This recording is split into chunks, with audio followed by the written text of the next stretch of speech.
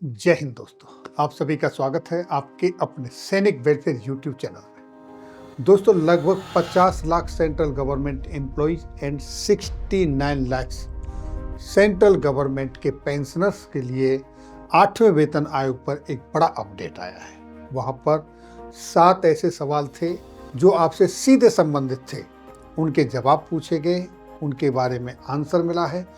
कुछ उनमें से पार्शियल ऐसे हिस्से भी हैं जिनके जवाब देने से वित्त मंत्रालय बचा है।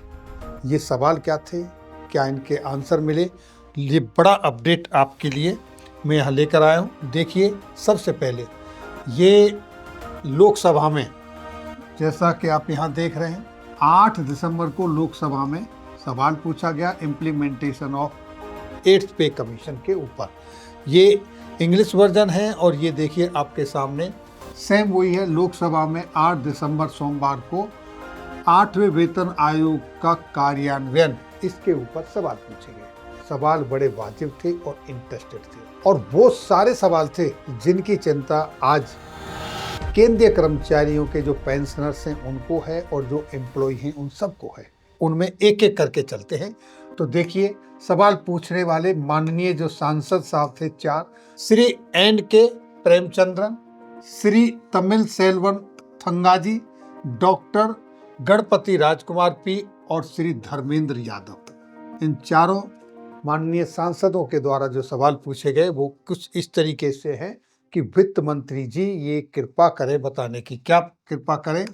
क्या सरकार का विचार 1/1/26 यानी 1 जनवरी 2026 से 8वें वेतन आयोग को लागू करने का है, और यदि है तो उसके संबंध में ब्यौरा क्या है और इस संबंध में क्या कार्रवाई की गई है?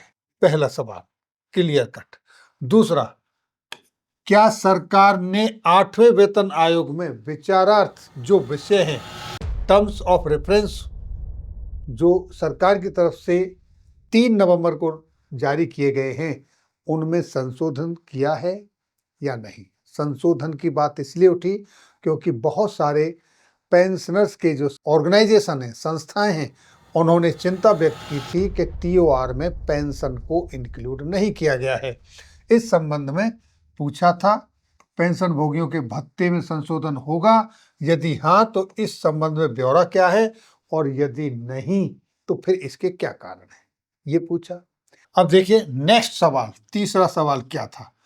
क्या सरकार का विचार 2026 और 27 के बजट में 8वें वेतन आयोग को लागू करने के लिए धनराशि आवंटन करने का है, और यदि हाँ तो इस संबंध में ब्यौरा क्या है और इस संबंध में की गई कार्रवाई क्या है, तथा सरकारी खजाने पर कुल कितना खर्च, कुछ कितना व्यय होने की संभावना है, बजट में कितना सरकार के ऊपर लोड आने वाला है।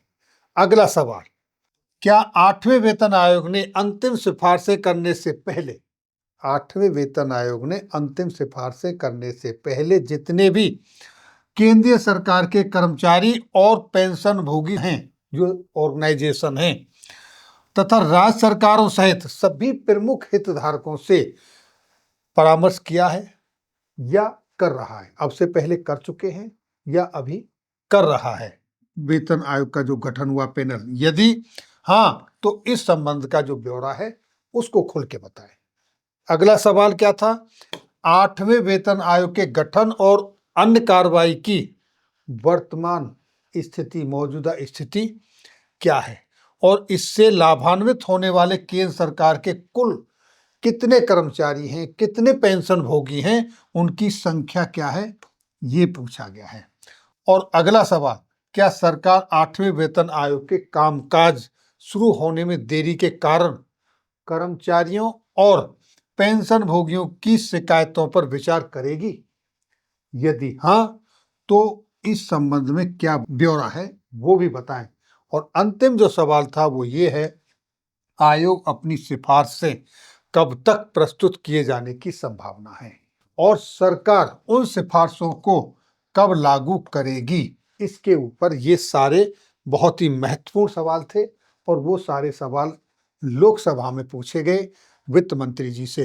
तो उनके जो जवाब आए, वित्त राज्य मंत्री पंकज चौधरी जी की तरफ से जवाब आए। कैसे गए, कैसे गए यानी कै, खे, गे और चे, इन सवालों के जवाब एक साथ दिए और अड़े और छे, ये दो सवालों के जवाब अलग से दिए। तो इनके जवाब क्या दिए? 8वें केंद्रीय वेतन आयोग का गठन पहले ही कर दिया गया है, यानी वेतन आयोग का गठन हो चुका है, ये आपको पता है। 8वें केंद्रीय वेतन आयोग के विचारार्थ विषयों TOR को दिनांक 3 नवंबर 2025 को वित्त मंत्रालय के संकल्प के माध्यम से अधिसूचित कर दिया गया है और केंद्र सरकार के कर्मचारियों की जो संख्या है लगभग 50,14,000 कर्मचारी हैं और 69 लाख पेंशन भोगी हैं। दोनों की संख्या भी बताई। 8वें केंद्रीय वेतन आयोग के लागू होने की तारीख का निर्णय सरकार द्वारा लिया जाएगा, यानी अभी तक स्पष्ट कर दिया है कि सरकार ने अभी ये निर्णय नहीं लिया है कि 8वें वेतन आयोग को कब लागू किया जाएगा। क्लियर लिखा है, उसको लागू करने का जो निर्णय है तारीख का, वो सरकार द्वारा लिया जाएगा। यहां पर देखिए बहुत महत्वपूर्ण बात है, सरकार 8वें केंद्रीय वेतन आयोग की स्वीकृति सिफारिशों को लागू करने के लिए निधियों का समुचित प्रावधान करेगी, यानी जो धनराशि है उसका समुचित प्रावधान करेगी। कब करेगी ये भी नहीं बताया गया, 26 और 27 के बजट में होगा कि नहीं ये नहीं, कब करेगी ये सरकार डिसीजन लेगी। अब जो घे और अड़े दो सवाल जो छूट गए थे उनका जवाब ये है। देखिए पहले का, 8वां केंद्रीय वेतन आयोग अपनी सिफारिशों को तैयार करने के लिए कार्य प्रणाली क्रियाविधि को अपनाएगा। जो उनकी कार्य प्रणाली है, जो उनकी क्रियाविधि है, वो उसे अपनाएगा। वो कैसे करेगा वो उनका काम है। दूसरा, 3 नवंबर 2025 को अधिसूचित संकल्प में यथा निर्दिष्ट 8वां केंद्रीय वेतन आयोग उसके गठन की तारीख से 18 माह के भीतर अपनी रिपोर्ट प्रस्तुत करेगा, अपनी सिफारिशें देगा। 18 महीने के भीतर वो सिफारिशें देगा, लेकिन तिथि कौन सी होगी वो सरकार निर्धारित करेगी। अब यहाँ पर एक बहुत ही महत्वपूर्ण क्वेश्चन ये है कि पैनल का गठन हो गया है, लेकिन पैनल अपनी सिफारिशें 18 महीने के अंतर पर देगा, 18 महीने के अंदर अंदर देने वाला है। लेकिन अभी तक जो पैनल का गठन हुआ है उसके लिए जो नीचे कर्मचारी काम करते हैं उनका अभी तक चयन नहीं हुआ है। जब उनका चयन ही अभी तक नहीं हुआ तो काम कहाँ से शुरू होगा? जैसे उनका चयन होगा तब उनका काम शुरू होगा। तो ये लेटेस्ट अपडेट लोकसभा से निकल कर आ रही है 8वें वेतन आयोग के संदर्भ में। ये थी जानकारी। फिर मिलेंगे आपके वेलफेयर से जुड़ी किसी अन्य जानकारी के साथ अगली वीडियो में। तब तक के लिए जय हिंद, जय भारत।